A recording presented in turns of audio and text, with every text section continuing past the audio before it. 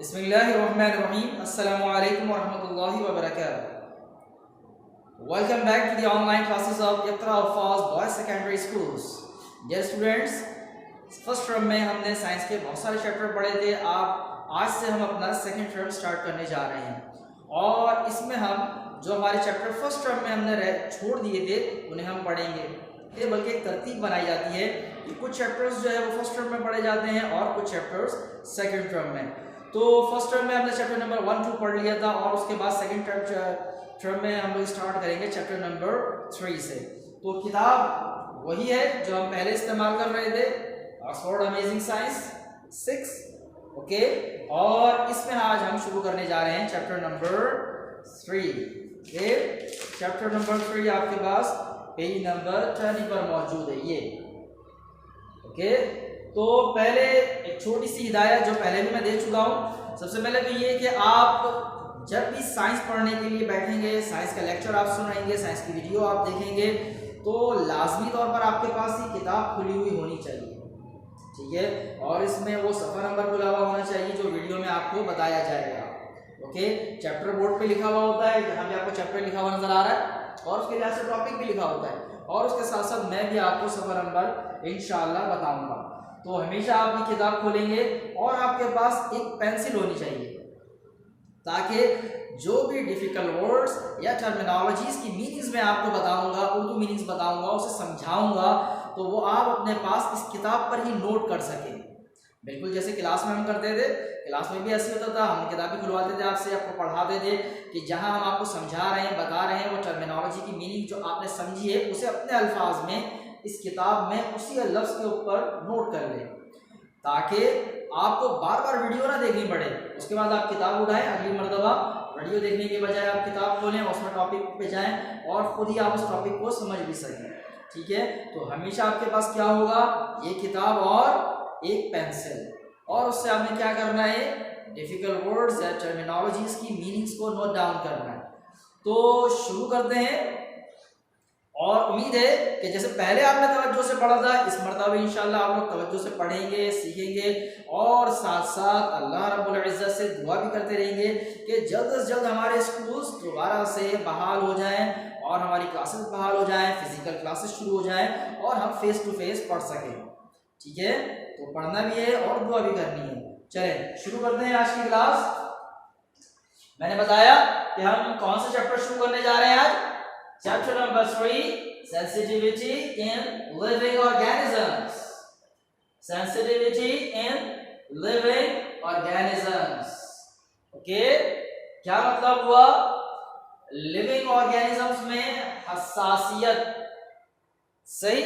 और इसमें आज हमारा टॉपिक क्या है, sensitivity in plants and animals. Plants और एनिमल्स के बारे में आप लोगों को याद है, हमने पहले पढ़ा था कि लिविंग थिंग्स के दो बड़े ग्रुप्स हैं, प्लांट्स और एनिमल्स।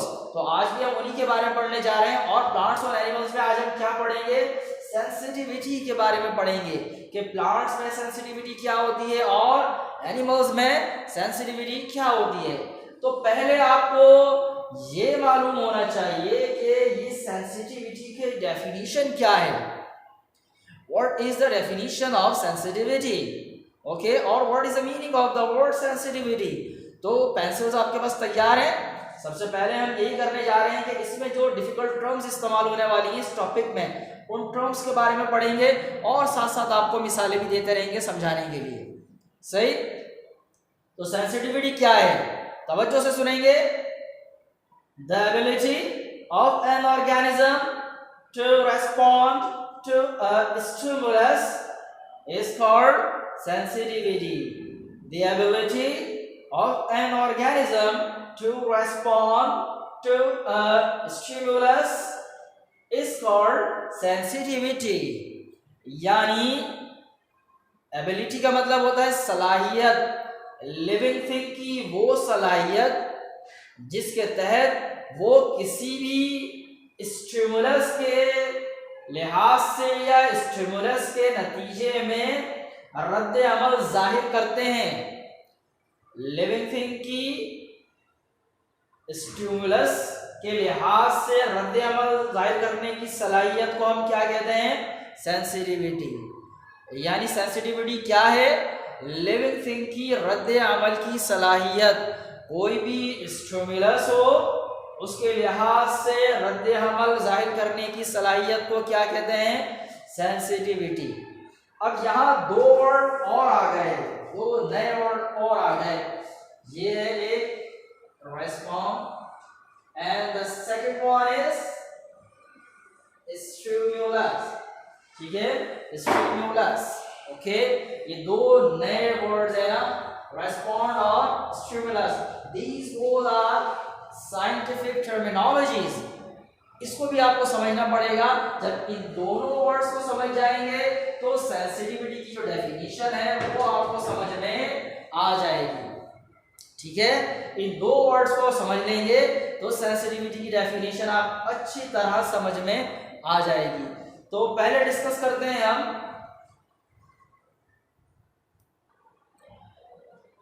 तो सबसे पहले हम क्या डिस्कस करेंगे? रेस्पॉन्ड। रेस्पॉन्ड का मतलब क्या होता है? ठीक है, या पहले हम स्टिमुलस के बारे में पढ़ेंगे, क्योंकि स्टिमुलस के नतीजे में ही तो रेस्पॉन्स होता है। सही, तो पहले स्टिमुलस की डेफिनेशन, फिर उसके बाद रेस्पॉन्ड की definition. Okay, what is stimulus? The external effect which produces changes in the behavior of an organism is called a stimulus. The external effect which produces changes in the behavior of an organism is called a stimulus. क्या मतलब हुआ इसका?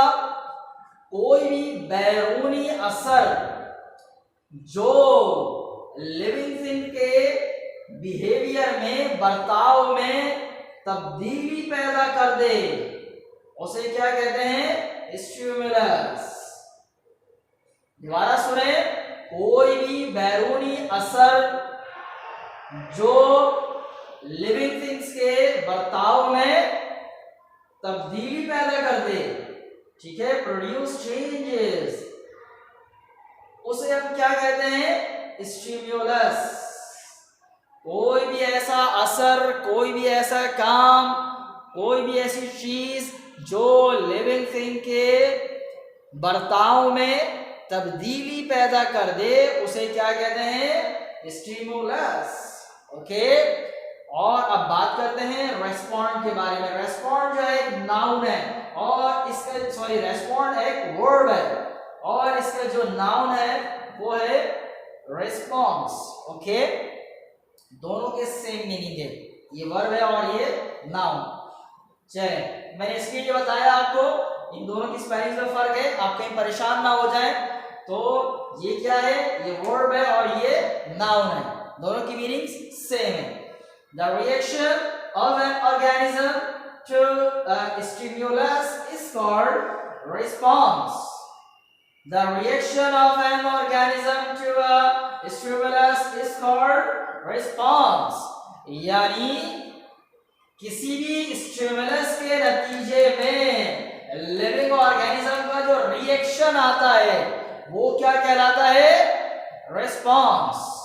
किसी भी stimulus के नतीजे में living thing का जो रद्द अमल आता है, जो रिएक्शन आता है, उसे क्या कहते हैं? रेस्पॉन्स। अब इसको थोड़ा सा समझें, स्टिमुलस को और रेस्पॉन्स को। चलिए मिसालों के साथ समझाता हूं। मिसाल के तौर पर, आप क्लास में जब मौजूद होते थे या इस वक्त आप पढ़ रहे हैं, तो आप टीचर को देख रहे हैं, ठीक है, तो आपकी आंखें जो है वो एनवायरनमेंट में चेंजेस को रिसीव कर रही है। जो एनवायरनमेंट में चेंजेस आ रही है, मैं टीचर हूँ, मैं आपको पढ़ा रहा हूँ ना, मेरी बॉडी लैंग्वेज, मेरे हाथ चल रहे हैं, मैं मूव कर रहा हूँ, मेरी आवाज़ भी आपके कानों तक जा रही है, ये सारे स्टिमुलस हैं जिसको आपकी बॉडी रिसीव कर रही है। और आप उसके साथ साथ क्लास में जब मौजूद होते थे, यस सर कहते थे, या समझ में नहीं आता तो मना करते थे कि नहीं समझ में आया, या आपको कोई सवाल पूछना होता था। तो ये सारे रिएक्शंस हैं, रेस्पॉन्स हैं, जो सर की टीचिंग के नतीजे में, उनके पढ़ाने के नतीजे में आपकी तरफ से मौसूल हो रहे हैं।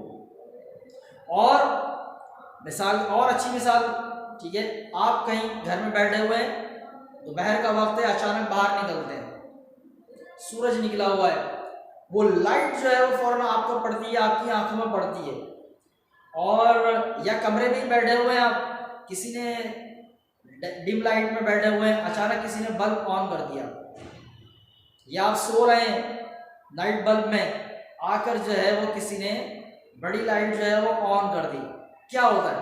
फौरन यूं करते हैं आप, ठीक है। तीनों ही मामला में बाहर निकले अचानक धूप में, या कमरे में अचानक बड़ी लाइट ऑन हो जाए तो क्या होता है? यूं करते ना ऐसे। ये क्या है? ये लाइट जो है वो एक चेंज है एनवायरनमेंट में, और चेंज एनवायरनमेंट हम क्या करते हैं, इसे क्या कहते हैं? उसे हम स्टिमुलस, क्या कहते हैं? स्टिमुलस। क्योंकि ये आपकी बॉडी रिसीव कर रही है, फौरन उसको कर रहे हैं ना, आपकी बॉडी इसका मतलब इसको रिसीव कर रही है इस लाइट को, तो ये क्या हुआ? स्टिमुलस। और इसके नतीजे में रिस्पॉन्स क्या आता है?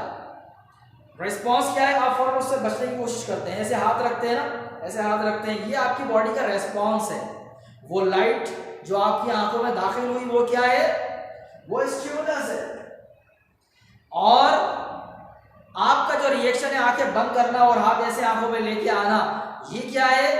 ये रिस्पॉन्स है। और हमारी ये जो सलाहियत है ये क्या कहलाती है? ये कहलाती है सेंसिटिविटी। समझ में आया?